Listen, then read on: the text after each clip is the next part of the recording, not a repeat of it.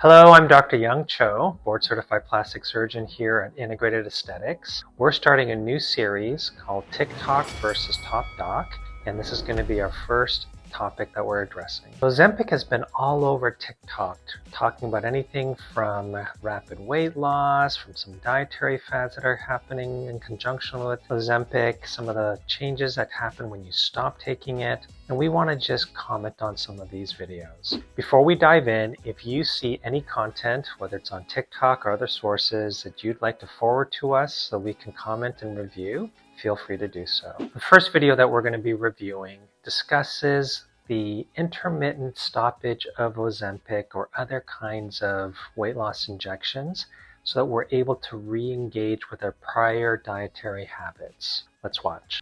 Okay, so this post may make some people mad, so warning, if you cannot handle a healthy discussion about Ozempic, then this post is probably not for you. I love just starting off with the notion of this is a healthy discussion, and just like we're doing here, I'd love for you to comment on this video and provide your own commentary. Been a lot of backlash and a lot of drama around my post about skipping shot day, and in my personal opinion, I think everyone should be able to do what they want to do with their provider. So skipping shot days, what does that mean? For those that aren't familiar with Ozempic, it is a weight loss medication that helps to suppress your appetite, slow down your gut, and help you along your weight loss journey. It's usually a once-a-week treatment, and it's done via a shot. So when we're hearing about shot day, it's usually the day in which you take your Ozempic shot. Now let me preface this again with my personal opinion. If you're skipping your shot for events or holidays or birthdays or vacations, I think that you're still in the mindset of diet culture, fad diet, bull. And the reason being is when you are fixing or healing an underlying metabolic disorder, you're healing your chronic conditions. Why take away what is healing that chronic condition? The purpose of the medication is to help, not hinder. We're reworking our brain to learn how to nourish our bodies on these medications without restricting, but to be able to eat like other people, like normal people. So this is a very interesting commentary where our relationship with food is a lot to do with how our brain thinks about food and how our body reacts to the foods that we eat. And he's making some very valid points. These medications do help to alter our relationship with foods, and that relationship is something that can be trained over time. So when we stop things intermittently, we may be disrupting that brain-body patterns and habits that we're trying to reinforce. So I do agree that if you are taking these medications, it is really about trying to reset the way that your relationship with food occurs over time. Doing it more intermittently or taking breaks may help to defeat the reason why you're starting this medication. I'd love to know what your thoughts are about his perspective. Please share your thoughts in the comments below. The next video is a physician on TikTok. Let's go ahead and take a look. I don't want to exercise. I'll just take Ozempic.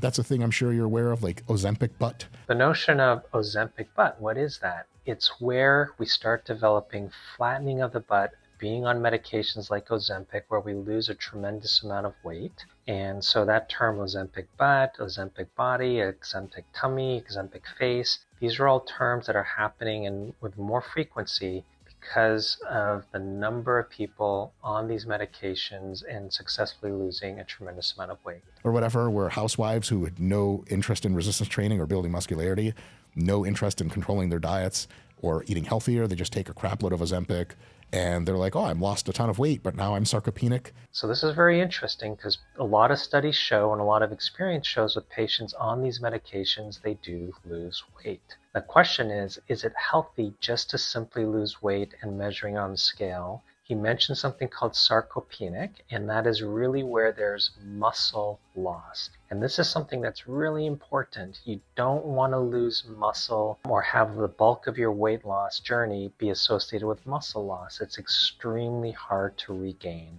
So if you can, really focus on protecting and preserving as much muscle as you can on your weight loss journey. That's going to be the best for your health. That's definitely a bad outcome, but I would say that's more of a slight misapplication of pharmaceutical technology, and there is such a thing as proper application. And I think in the end, we'll have a cocktail of drugs that are increasingly better at doing things, increasingly lower risks and downsides.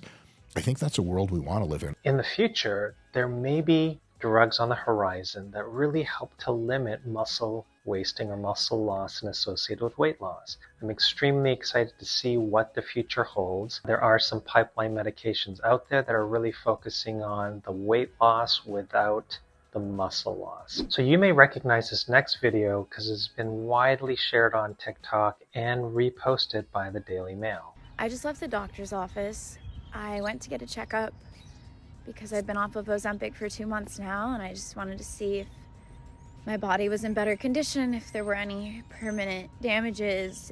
Kind of in shock right now because I wasn't expecting this, but I guess Ozempic can cause bone density loss, and I didn't think that that would happen to me because I was only on it for a year. So this young lady has been on Ozempic for about a year and has recently stopped, and now she had seen her physician and noticed that she had developed bone density loss. So can bone density loss occur with Ozempic use or any kind of semaglutide, tirzepatide? Absolutely.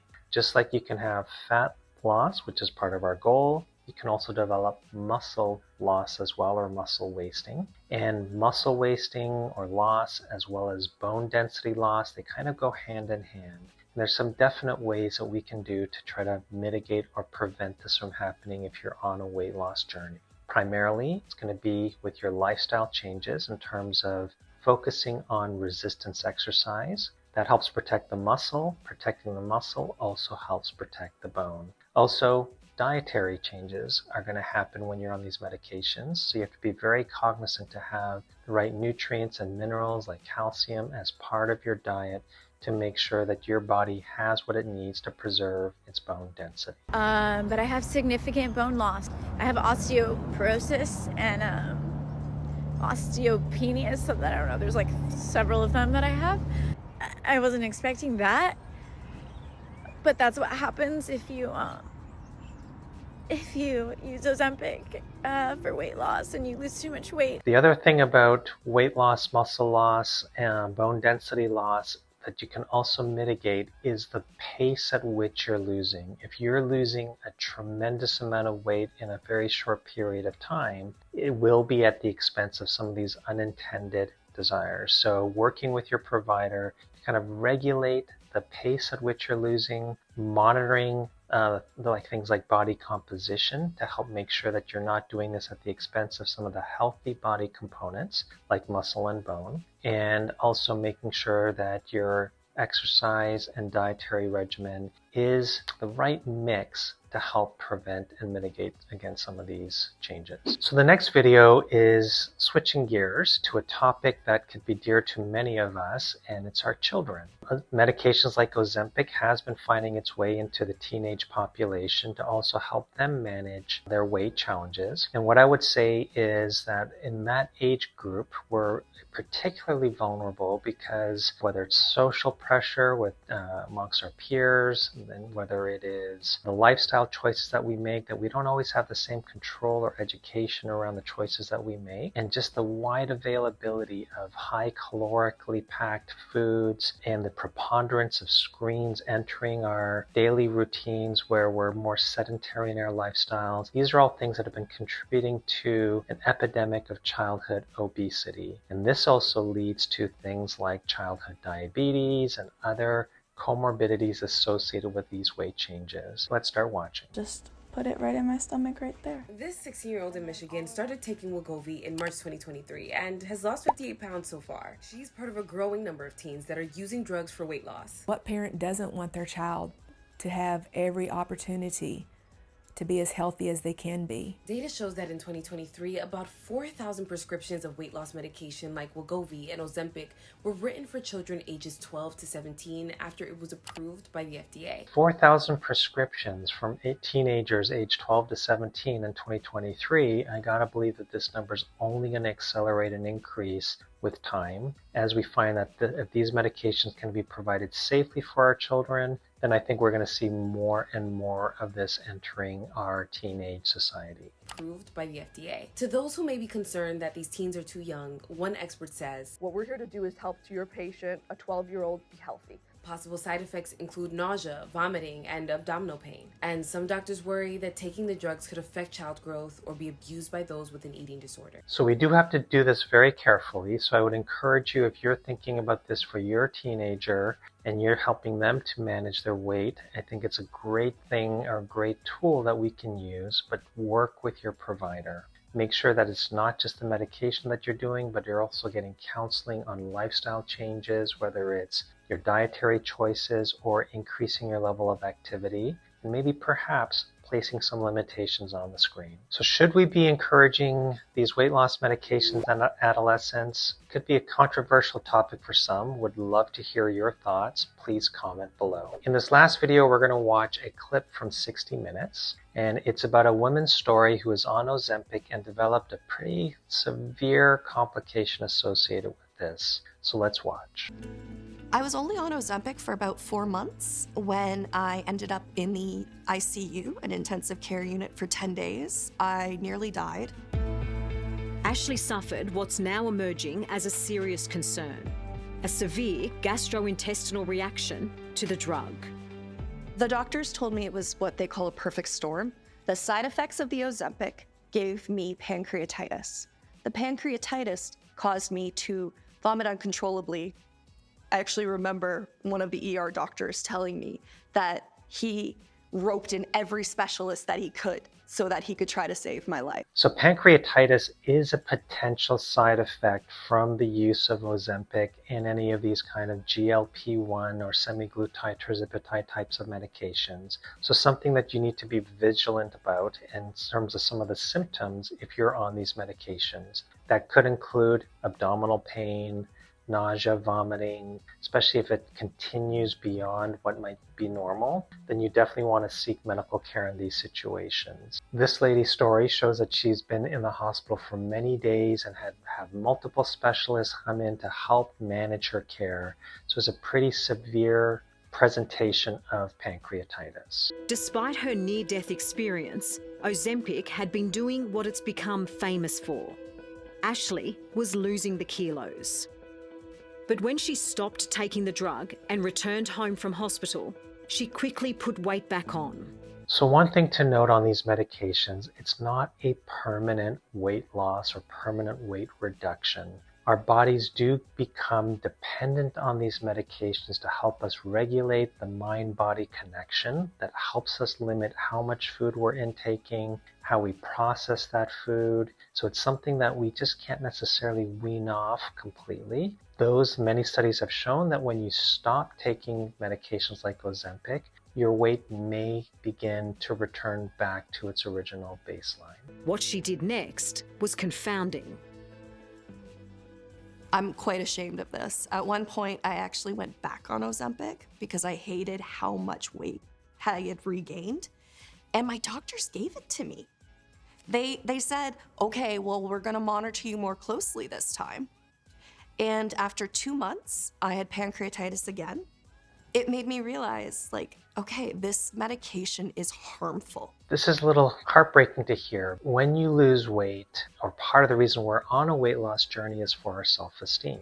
And when you lose weight, our confidence level starts to build. We start to feel better about ourselves. We may be more socially engaging. We're more confident going out and engaging with folks. And when we start to regain that weight, it can have this really big emotional toll on our brains and on our body. So I sympathize greatly with this lady's story where she's saying, despite the challenges, life-threatening challenges that she's had on this medication, she really felt like she wanted to try again, maybe hoping that the second time it wouldn't have the same effects. And unfortunately for her, she redeveloped pancreatitis just 2 months after resuming the medication. So one of the big lessons here is, as with any drug or medication, there are some side effects. Some are very minor and manageable, but some can be very severe. Doing this in a monitored fashion with a healthcare provider that can help manage through these situations and maybe identify if